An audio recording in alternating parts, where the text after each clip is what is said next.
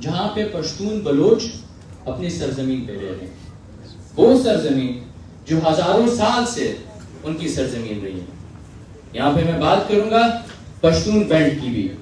وہ پشتون بیلٹ جو 1879 میں 1879 میں گنڈمک معاہدے کے ذریعے افغانستان سے کاٹ کے انڈیا میں شامل کی گئی تھی. اس وقت سب کانٹیننٹ ہم جسے کہتے تھے. پھر اس کے بعد یہ پاکستان میں شامل ہوا. یہ واحد وہ صوبہ تھا جسے پروونس کا درجہ دیا گیا تھا، جسے برٹش بلوچستان چیف کمشنر ایک صوبہ تھا.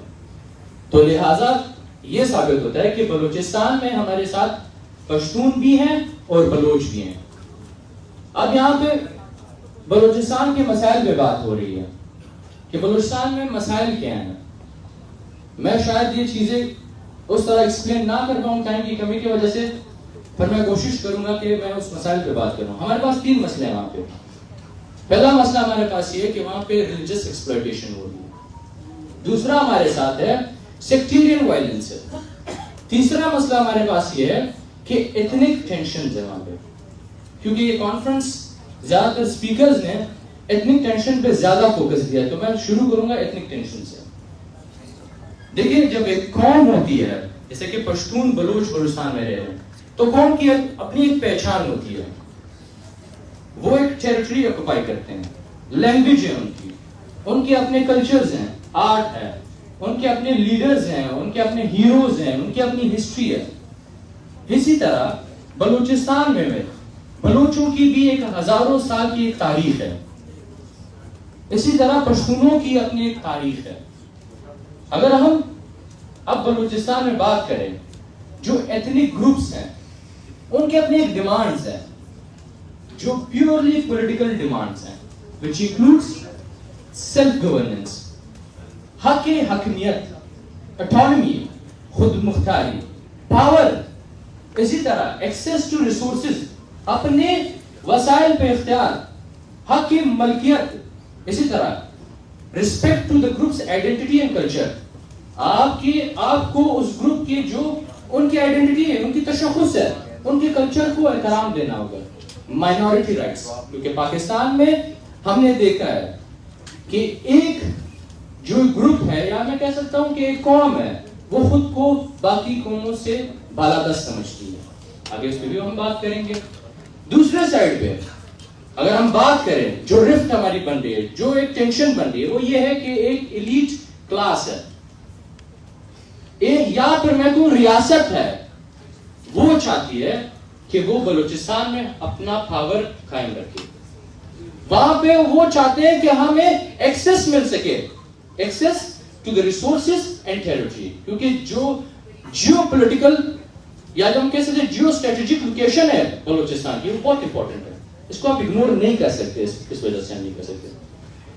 اب ان چیزوں کو مد نظر رکھتے ہوئے جو پاور چاہتے ہیں، جو ریسورسز پہ اپنا اختیار چاہتے ہیں، جو ٹیریٹری کو قبضہ کرنا چاہتے ہیں، تو اس کے لیے ریاست پاکستان نے، اس ایلیٹ گروپ نے، پولیٹیکل جو گروپ ہے، وہ کیا کر رہی ہے؟ وہ وہاں پہ اسٹیٹ انسٹیٹیوشن، جو ریاستی ادارے ہیں، ان کو استعمال کر رہے ہیں. وہاں پہ چاہے آپ عدلیہ کی بات کریں، وہ اس کے خلاف استعمال ہو رہی ہے. اگر ہم یہاں پہ فوج کی بات کریں، جاسوسی اداروں کی بات کریں، ہم میڈیا کی بات کریں، وہ یہ سارے ادارے ان سب کاموں میں لگے ہوئے ہیں.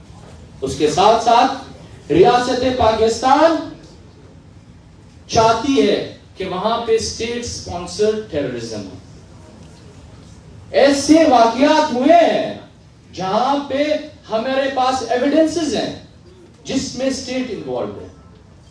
ایک فیک اسٹیٹ اسپانسرڈ نیریٹو بنایا جا رہا ہے، ایک جعلی ریاستی بیانیہ بنایا جا رہا ہے کہ بلوچستان میں اگر لوگ رہ رہے ہیں وہ محروم اس لیے کیونکہ وہ اپنی وجہ سے محروم ہے. سرداروں، نوابوں، باقی جو ان کے اپنے جو مسئلے ہیں ان کی وجہ سے وہ محروم ہے. ایک فیک نیریٹو ہمارے خلاف وہاں پہ بنایا جا رہا ہے. اب میں بات کروں گا کہ کس طرح اسٹیٹ اسپانسرڈ ٹیررزم ہو رہی ہے. وہاں پہ ایک فیک نیریٹو پیش کیا جا رہا ہے. میں نے پہلے بات کی وہاں پہ سیکٹیرینز جو وائلنس ہو رہی ہے، سیکٹیرین وائلنس. دیکھیے بلوچستان میں سعودی اور ایران کی جو پالیسی ہے جو سعودی ایران کے بیچ ایک جنگ چل رہی ہے، اس کے لیے ہم نے بیٹل گراؤنڈ بلوچستان کو بنایا ہوا ہے. وہاں پہ ہائے روز آپ دیکھ سکتے ہیں، ہزارہ جینوسائیڈ آپ دیکھ سکتے ہیں، کیونکہ پاکستان سعودی بلاک کو سپورٹ کر رہا ہے، جس کی وجہ سے بلوچستان ایک بیٹل گراؤنڈ بنا ہے اور بلوچستان میں رہنے والے لوگ اس کی سزا بھگتتے ہیں. دوسری طرف ہم اگر بات کریں ریلیجیس ایکسپلائٹیشن، جب 1992 میں طالبان جب آئے، وہ بالکل پاور میں آ رہے تھے، جب وہ اٹھے جنہوں نے ایکٹیویٹی شروع کی، تو جو برٹش بلوچستان میں نے یہاں پہ اس کا ذکر کیا، جو ڈسٹرکٹس ہیں جو پشتون بیلٹ تھے، وہاں پہ انہوں نے مدرسہ بنائے، ٹریننگ کیمپس بنائے، وہاں پہ ہم لوگوں نے دہشت گردوں کو سپورٹ کیا، ہم نے انہیں ساری اکوپمنٹس دی، ہم نے یہاں سے افغانستان میں لوگوں کو بھیجا. اب اس میں پاکستان کے جو مقاصد تھے، جو مین دو مقاصد تھے، سیکٹیرین وائلنس اور ریلیجیس ایکسپلائٹیشن میں، وہ دو یہ تھے کہ ایک ان کے ایکسٹرنل انٹرسٹ تھے. سیکٹیرین وائلنس میں یہ تھا کہ سعودی کے ساتھ آپ کے اچھے تعلقات، وہاں سے آپ کو ریال ملنا. دوسری طرف جب وہاں پہ امریکہ اور رشیا ایک دوسرے کے خلاف ایک بیٹل گراؤنڈ بنا رہے تھے، تو ہم نے ان صوبوں کو جو پشتون بیلٹ میں تھے، ان کو ہم نے ایک لانچنگ پیڈ بنایا، ان کو ہم نے ایک فیکٹریز بنائی، دہشت گردوں کو بنانے کی ایک فیکٹریز ہم نے بنائی، تاکہ ہمیں امریکہ سے ڈالرز مل سکے. یہ ہمارے ایکسٹرنل انٹرسٹ ہیں. انٹرنل انٹرسٹ، جیسے کہ میں نے پہلے کہا تھا کہ آپ کے پاس اتنے زیادہ ریسورسز ہیں کہ آپ سوچ نہیں سکتے. یہاں پہ ثنا بلوچ صاحب نے، مالک صاحب نے بہت ہی اچھے سے ایکسپلین کیا کہ ہمارے پاس کون سے ریسورسز ہیں، کس مقدار میں ہمارے پاس ہے. اس کو قبضہ کرنے کے لیے آپ کو ریجن میں، جس ثنا بلوچ صاحب نے کہا پروونس کو نہ دیکھا، ریجن لے کے، ریجن میں انریسٹ ہو. جب انریسٹ ہوگا، جب وہاں پہ غیر مستحکم وہ علاقہ ہوگا، تو آپ ان چیزوں پہ اپنا قبضہ جما سکتے ہیں. جیسے کہ ہم سب کو یہاں پہ پتہ ہے کہ اس ملک میں بالادست قوتیں کون سی ہیں. جیسے راشد رحمان صاحب نے کہا کہ پنجاب کی پولیٹیکل ایلیٹس جو آپ کے سارے انسٹیٹیوشنز پہ مطلب وہ برسر اقتدار ہیں. اگر ہم لوگ اسٹیبلشمنٹ کی بات کریں، اگر ہم مطلب ملٹری اسٹیبلشمنٹ کی بات کریں، سول اسٹیبلشمنٹ کی بات کریں، تو اس پہ بالکل پنجاب کی ایلیٹ سے بیٹھے ہوئے، اور وہ چاہتے ہی یہی ہے کہ ہم باقی قوموں کو غلام رکھ سکیں. کیا ہم ان کو غلام رکھ سکیں؟ اس کے لیے وہ کیا کرتے ہیں؟ وہ بلوچستان اور خیبر پختونخوا میں پولیٹیکل انجینئرنگ کرتے ہیں. فیک ریپرزنٹیٹیوز جنہیں وہ سلیکٹ کرتے ہیں، اسی طرح وہ سول جو ہمارے پاس انسٹیٹیوشنز ہیں، ان کو انہوں نے مفلوج بنایا ہوا ہے. اسٹیٹ اباؤٹ دا اسٹیٹ، وہاں پہ فوج اور ایس سی کو سارے اختیارات دیے گئے ہیں. جیسے کہ اب ہم کہہ سکتے ہیں وہاں پہ custom, police, levies, agriculture department, budget, سب کچھ، یہاں تک کہ ایجوکیشنل انسٹیٹیوشنز بھی ان کے ہاتھ میں. اب وہاں پہ ایجوکیشنل کرائسس بنائی گئی ہے تاکہ لوگ پڑھ نہ سکے، اپنے حقوق سے یہ بالکل وابستہ نہ ہو، یہ بالکل اپنے حقوق کے لیے لڑے نہیں، یہ جائل رہے، یہ ہمارے لیے ایک سورس آف انکم رہے، یہ ہمارے لیے ایک جادی فیکٹرز رہے. تو اس کے لیے انہوں نے بالکل ایجوکیشن انسٹیٹیوٹس کو برباد کر دیا. وہاں سے اسٹوڈنٹس کو لاپتہ کرنا، وہاں پہ ایف سی کے کیمپس بنانا، وہاں پہ لوگوں کو خوف و ہراس میں ڈالنا، وہاں پہ اسٹوڈنٹس کو بلیک میل کرنا، یہ کام انہوں نے وہاں پہ کیا ہے. اس کے بعد ایک چیز میں کہوں گا کہ یہاں پہ مسلح جدوجہد کی بات کی گئی، ملیٹنٹس کی بات کی. یہ بہت ہی امپورٹنٹ بات ہے. دیکھیں آپ ملیٹنٹس کے بہانے کہ وہاں پہ ملیٹنسی ہے، چند ہزار لوگ ہوں گے، پر ایک چیز یاد رکھیں، کروڑوں کی تعداد میں بلوچستان میں رہنے والے پشتون بلوچ آپ کی ان پالیسیز کے خلاف ہے. آپ یہ نہ سمجھے کہ آپ ملیٹنٹس کے ساتھ بیٹھیں گے تو آپ کے یہ مسئلے حل ہو جائیں گے. بلوچستان کا ایک بچہ بھی آپ کے ساتھ تب تک بالکل بھی بیٹھنے والا نہیں ہے جب تک آپ ان کے یہ بنیادی حقوق تسلیم نہیں کریں گے.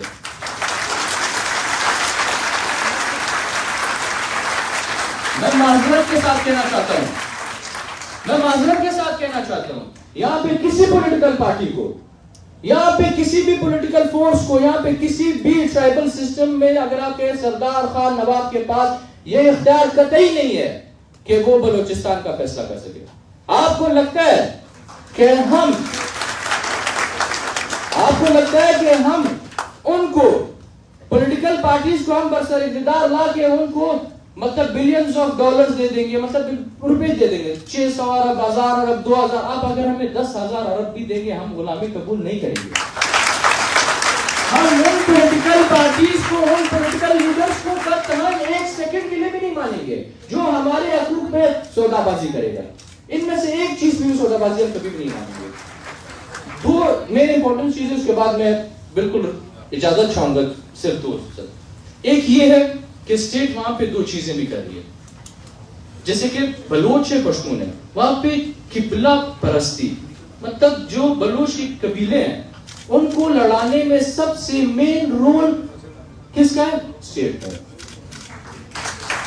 وہاں پہ آپ لینڈ مافیاز کو پروٹیکٹ کر رہے ہیں, وہاں پہ آپ ڈرگ مافیاز کو پروٹیکٹ کر رہے ہیں, وہاں پہ آپ یہ ڈرگز کو بالکل مطلب آپ ان کو پہنچا رہے ہیں تاکہ وہ نسلیں تباہ ہو سکیں.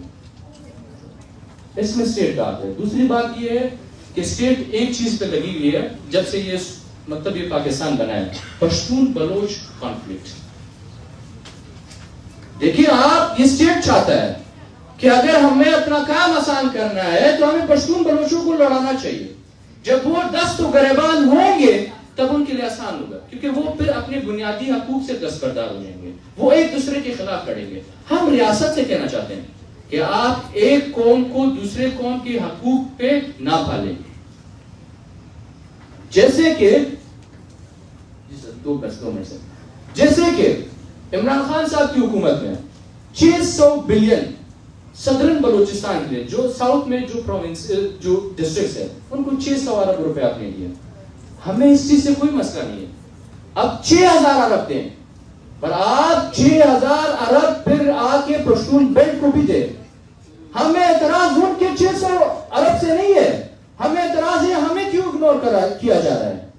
آپ کیوں پشتونوں کو دیوار سے لگانا چاہ رہے ہیں, آپ کیوں پشتونوں کو بلوچوں میں لڑوانا چاہ رہے ہیں. آپ وہاں پہ الکا بندیہ کانسٹیٹوئنسیز آپ نے بنائی ہے, ایک جگہ پہ 1,22,000 پاپولیشن پہ جو آپ نے ایک کانسٹیٹوئنسی بنائی ہے صوبائی اسمبلی کی, دوسری طرف پشتون بیلٹ میں 3,34,000 پہ بن دیے. بس تو یہ فرق نہ کریں تاکہ پشتون بلوچ ڈرفٹ نہ ہو.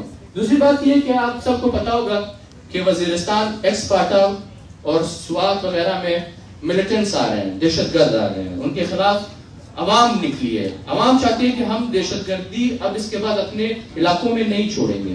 ایک تو اس کے لیے آپ کو ہمیں چاہیے کہ سارے جو آپ انٹلیکچوئلز بیٹھے ہوئے ہیں, پنجاب سے ہمارے دوست بیٹھے ہیں, اس کے لیے آپ کو آواز اٹھانی چاہیے.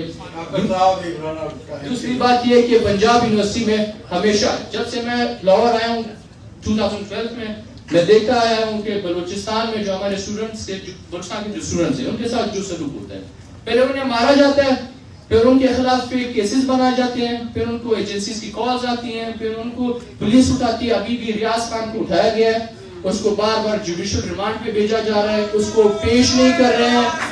ہم اس کی سخت الفاظ میں مذمت کرتے ہیں اور ہم چاہتے ہیں کہ اس کانفرنس کے تصور سے کہ ان کو حق ملے.